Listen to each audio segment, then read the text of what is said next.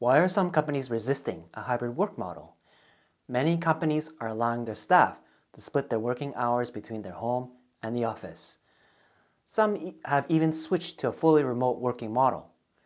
But there are some companies that want their people to come back into the office full time. I'll talk about why they think this way, the possible consequences, and what the future holds for remote working.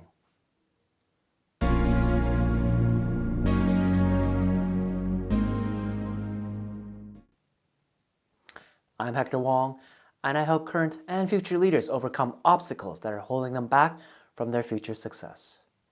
To stay up to date with my latest videos and helpful tips, make sure to subscribe to this channel by clicking the subscribe button. Many people have wanted to be able to work from home. The pandemic didn't give us a choice and forced this way of working upon us. Results have shown that we are just as productive, if not more.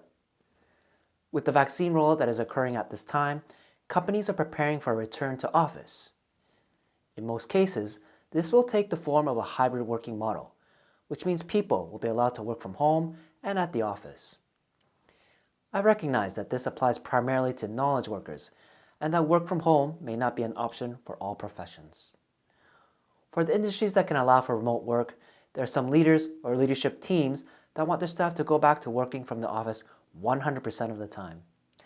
I believe that this is due to one primary reason.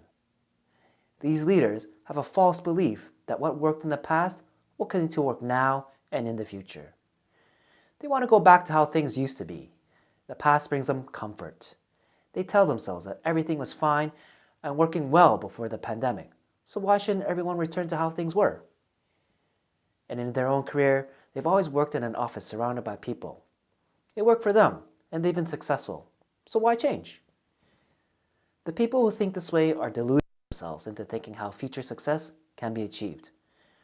What worked in the past does not always mean that it will continue to work. When they believe that what they have done has brought them success, this leads them to being complacent and resistant to change. Every leader says that people are their most important resource. If their people want to be able to work from home, are these leaders contradicting this message by forcing them to work at the office full time?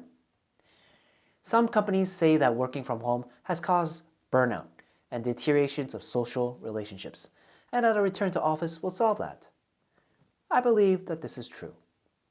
But on the other hand, did these same companies help their employees adapt to full-time remote work by implementing strategies to deal with these problems? The hybrid model will create a new set of challenges for everyone to deal with. This is natural and expected whenever there is a major shift in behaviors or the way we do things. These require collaboration between companies and the workers to overcome these obstacles. It won't be easy, but they are solvable. Leaders who are set on forcing their workers to return to their office full-time should expect to face consequences. Morale will be damaged, productivity reduced, and turnover rates may increase. By removing the option to work from home, hiring new talent may become more difficult when people expect this to be a standard job offering. If leaders don't adapt, they risk hurting their bottom line. Leaders need to spend their time and effort to really think through and strategize how they can accommodate the hybrid work model. Right now, it looks like the hybrid work model will be the next normal. All leaders know that change is inevitable and that resisting it can cause damage to their team and to their organization. Instead of getting left behind, it is better to adjust to this new way of doing things.